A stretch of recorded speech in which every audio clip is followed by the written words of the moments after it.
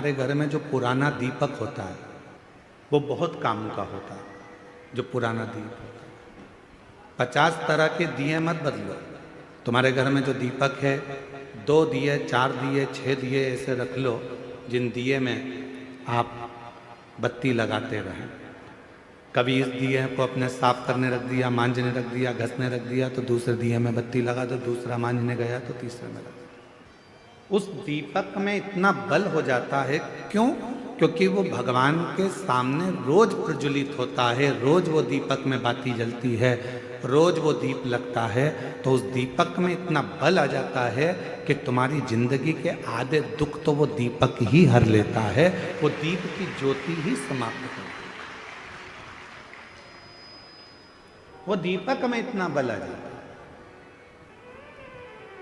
हमने कई बार अपनी कथाओं में भी कहा, कोई दीपक अगर भगवान को आप रोज लगा रहे हो, रोज लगा रहे हो, रोज लगा रहे हो, तुम्हारे घर में कोई बहुत बीमार भी व्यक्ति है और दीपक आप उसको मांजने में लेकर जा रहे हो, तो उसको एक अच्छे पानी में थोड़ा सा डाल दो, उसका पानी अलग रख लो, फिर भले आप दीपक को मांजो, मना नहीं है, साफ करो, मना नहीं है।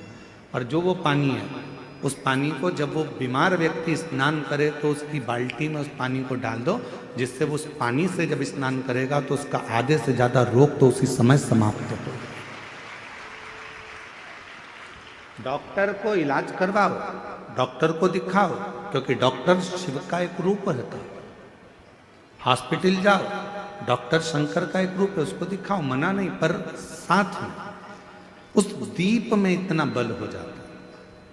यहां तक हमारा सनातन धर्म कहता है कि जिस आसन पर बैठकर आप और हम लोग भजन करते हैं अपने घर के अंदर, आपने देखा होगा एक आसन लगाती हैं माताएं, जप करती है, पाठ करती है, आराधना करती है, साधना करती है, उस आसन में भी उतना बल आ जाता है, उस आसन में भी उतनी शक्ति आ जाती है। हम जिस माला से जप करते हैं, आप जिस माला से जप करती है, उस माला में भी शक्ति आ जाती है। गले में जो आप एक कंठी माला पहनकर रखते हो रुद्राक्ष की, अपने गले के अंदर हमेशा, जैसे हम लोग भी अपने गले के अंदर एक हमेशा एक कंठी अंदर धारण कर कर रखते हैं, हमेशा, रात दिन सुबह शाम हर पल वो रुद्राक्ष हमारे साथ में रहता है। कई लोगों के मन में एक भाव उत्पन्न हो जाता है, हम गुरुजी हम हॉस्पिटल जा रहे हैं तो क्या रुद्राक्ष उतार कर जाएं? किसी के यहाँ पर बच्चा हो गया है तो हम क्या रुद्राक्ष उतार कर जाएं? मान लो हम स्त्री हैं, रजस्वला धर्म से हो गई, रजो धर्म से हो गई, तो क्या हम रुद्राक्ष उतार कर रख दें? शिव महापुराण की कथा कहती है, आप किसी भी अवस्था में रहें, रुद्राक्ष कभी अशुद्ध नहीं होता, वो अशुद्ध को भी शुद्ध कर देगा।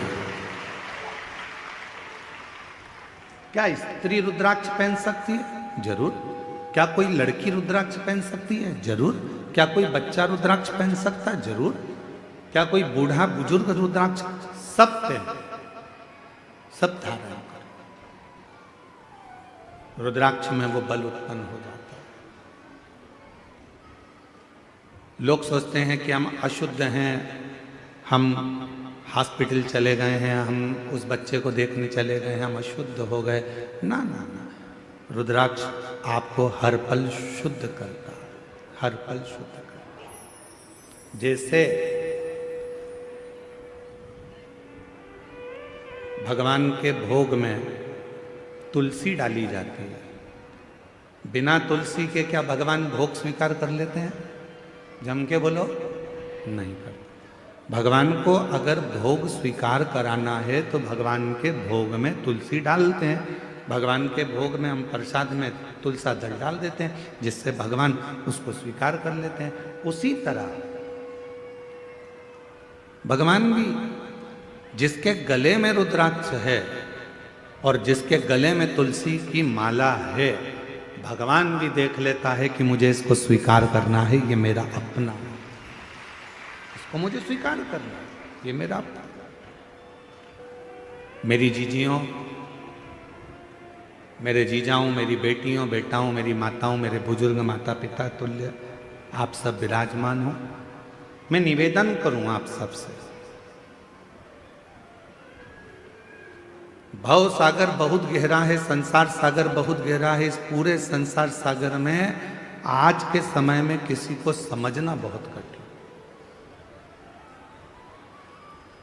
कुत्ते को देखकर समझ जाओगे कि कुत्ता काटने वाला है, बोलो सही है कि गलत है।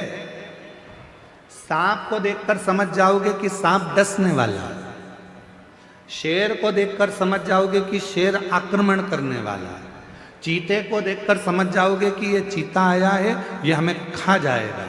हाथी को देखकर समझ जाओगे कि हाथी के पांव बड़े हैं, ये हमें दबा देगा।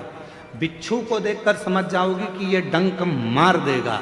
पर इंसान को कैसे पहचानोगे कि ये अपन को कब निपटा देगा? बिच्छू को पहचानना सरल है, सांप को पहचानना सरल है, शेर को पहचानना सरल है, कुत्ता को पहचानना सरल है। पर इस कलिकाल में, इस संसार सागर में, आज के समय में मनुष्य को पहचानना बहुत कठिन, बहुत कठिन। और देखो, कुत्ता को रोज अगर अपन रोटी देंगे ना, तो कुत्ता भी दो महिला के पास में बैठ जाएगा, काटेगा नहीं। रोज रोज रोटी दो कुत्ता को तो वो कुत्ता भी नहीं काटता। लोग कह देंगे वो काट खाएगा, नहीं नहीं वो अपना पालतू है, वो नहीं काटेगा, वो नहीं काटेगा, पालतू है। कुत्ता को रोज रोटी देंगे तो वो कुत्ता काटता नहीं है। पर आज का संसार ऐसा हो गया कि पूरी जिंदगी आपने किसी को दे दी, पूरा धन आपने किसी को दे दिया, पूरी प्रॉपर्टी आपने किसी को दे दी, उसके बाद भी लोग काटने को तैयार बैठे हैं, आपको नुकसान पहुंचाने को तैयार। व्यक्ति कौन डूबता है? कौन सा व्यक्ति जिंदगी में आकर सक्सेस नहीं होता, सफल नहीं होता, उसकी जिंदगी में वो कभी तरक्की नहीं कर पाता, वो व्यक्ति जिंदगी में तरक्की नहीं कर पाता, वो व्यक्ति जिंदगी में सक्सेस नहीं हो पाता, वो उन्नति पे सीढ़ी पर नहीं चढ़ पाता जिसने जिंदगी में आने के बाद कुछ संघर्ष किया है। तुम्हारे पिता तुमको गाड़ी दिला देंगे, तुम्हारे पिता तुम्हारे लिए बंगला बना देंगे, तुम्हारे पिता तुम्हारे लिए जमीन खरीद देंगे, प्लाट दे देंगे, फैक्ट्री डाल देंगे, दुकान बना देंगे, सब कुछ कर देंगे। फिर भी पिताजी ने तुमको 2 बीघा जमीन दे दी, 2 एकड़ जमीन दे दी, 5 बीघा जमीन दे दी, 5 एकड़ जमीन दे दी, 10 बीघा जमीन दे दी, मकान दे दिया, फ्लैट दे दिया, बंगला दे दिया, मकान, जमीन, जायदाद, गाड़ी, बंगला सब दे दिया। तो भी तुम ये मत सोचना कि ये पिताजी की जो जायदाद है वो मेरी है। बाबा से प्रार्थना करना कि मुझे इतना बलवान बनाना जैसे मेरे पिताजी मुझे देकर जा रहे हैं और आज मुझे प्रदान कर रहे हैं, इतना शक्तिशाली बनाना कि मेरे पिताजी का जब बुढ़ापा आए तो उनको राजसी ठाठ दिखाऊं और उनकी जिंदगी भी अच्छे से, उनका जीवन अच्छे से। पिता कैसे कमाता है, पिता कैसे लाता है, कैसे परिवार चलाता है, वो पिता ही जानता है। धर्म पत्नी भले कह देगी कि हम तुम्हें दिखते नहीं हैं, तुम हमारे लिए कुछ करते नहीं हो, पर उस पति से पूछो कि जो कमा किसके लिए रहा है, वो तो अपना एक छोटा सा मोबाइल लेकर चल रहा है, अपने वही कपड़े जो उसने पहले सिलवा रखे थे वही कपड़ों को पहन रहा है, वही वस्त्र है, वही मोबाइल है, वही जूते हैं, वही चप्पल है, वही रुमाल है, वही कपड़े की अलमारी है। पत्नी कपड़े खरीद लेती है, बच्चे कपड़े खरीद लेते हैं, बेटियां कपड़े खरीद लेती हैं, बेटे कपड़े खरीद लेते हैं, उनका मन करता है तो मोबाइल भी बदल लेते हैं। पर कोई बाप से पूछे कि पिता आप ना कपड़े बदलते हो, आप ना घड़ी बदलते हो, आप ना जूते लाते हो, आप वही क्या करूँगा लेकर चल रहा है, तुम्हारी उम्र है तुम पहनो, तुम्हारी उम्र है तुम पहनो, तुम्हारी उम्र है तुम धारण करो। और वो अपनी पूरी जिंदगी केवल तुम्हारे लिए निकाल देता है, केवल तुम्हें। पूरा जीवन। अब अपना क्या फर्ज है? उसने अपने लिए पूरी जिंदगी निकाल दी, तो उनका जब बुढ़ापा है, उनकी जब वृद्ध अवस्था है, तो अपना फर्ज है कि उनका साथ देना, उनको दुनिया की सारी खुशियां लाकर दे देना।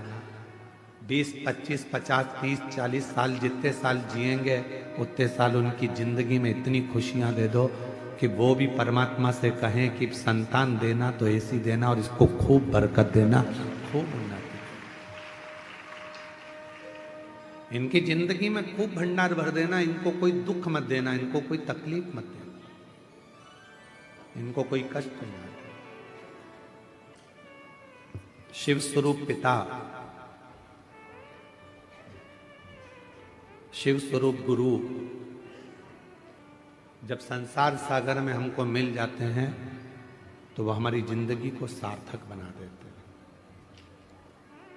हमारे जीवन को सार्थक। कभी कभी हमारे स्मरण में आता है कि शायद पिता दुनिया की सबसे बड़ी दौलत होती है, और वह अनुभव करोगे आप भी एक दिन जब आप स्वयं पिता बनोगे, तो अपने पिता को याद करोगे कि मेरे पिता दुनिया की सबसे बड़ी दौलत थी, दुनिया की सबसे बड़ी पूंजी थी, मेरा पिता। खुद के लिए कभी नहीं जीता, वो परिवार के लिए, पत्नी मुझे ये लाना है, हाँ लिया, मुझसे मत पूछ, लिया, मुझे ये करना है, हाँ कर ले, तेरे को जब मर्जी पड़े वो कर। माँ पापा, बेटी कहती है मुझे ये करना, कर ले, बेटा कहता है मैं पापा ये करना, कर ले, वो कोई हस्तक्षेप करता ही नहीं, वो पिता है, वो जानता।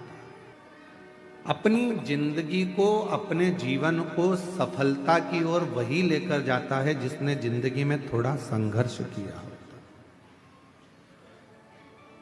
पैसा कमाओगे, लोग जुड़ेंगे, सब आपके पास आएंगे, जो चाहिए वो आपके पास होगा। जो तुमको गाली देते थे वो भी पैसे के बल पर तुम्हारे पास आ जाएंगे।